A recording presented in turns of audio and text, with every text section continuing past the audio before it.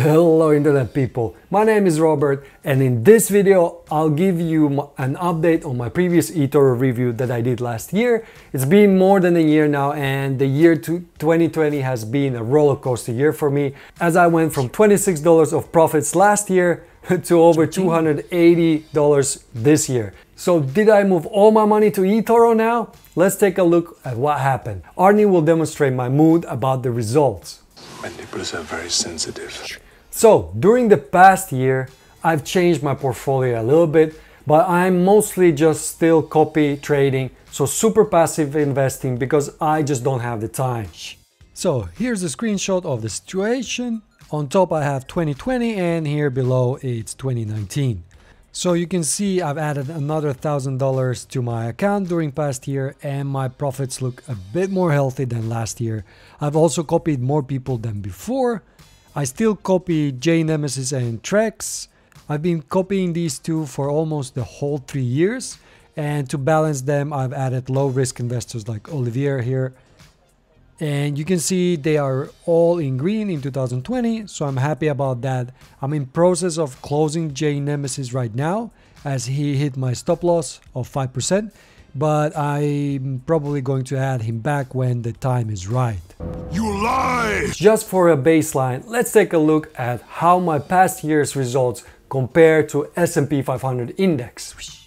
The previous video was from June 2019, so it's around here. So you can see it was around almost 2,900, and you see that it was climbing. Then came the COVID-19 crash, and now it's pretty much higher than where it started. So that's amazing growth during this pandemic. So it's been a crazy times.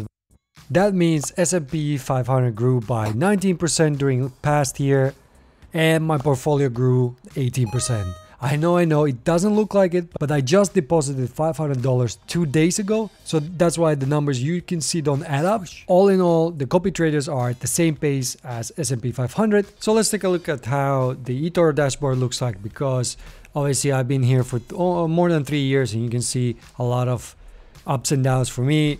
I started out really badly. I got hurt by Ethereum in the beginning, got a bit greedy, and it hit me hard here. So ever since I've been trying to go back from that loss. Cry me a river. So, you know, last video I did was around here. It started quite badly. You see there was a lot of decline, but then after that, maybe last 9 months have been pretty good to me. I also have been paying a bit more attention to all the copy trading I'm doing and just setting up more stop losses whenever needed.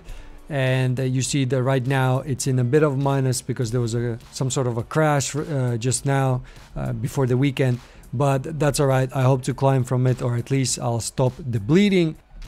And you can see here at the bottom the risk. I've really driven the risk down because I want to be have a bit less risk and have more balanced portfolio when I choose my copy traders. So I have somebody who's a bit more risky, but also somebody who's very low risk. So this is why I'm keeping it to about between 3 and 4. Otherwise, you might end up like this guy. All my calculations are wrong, even in my dreams.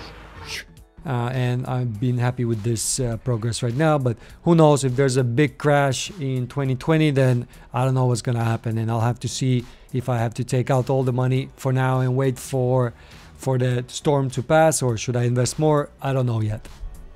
Now, if you're still considering Etoro as your platform, then you need to check out my Etoro pros and cons video. I'll go through 5 good things and 5 bad things about the platform that I've learned in about 3 years on the platform.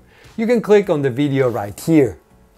And if you want to see all Etoro fees which have decreased into 2020, then check out the second video right here.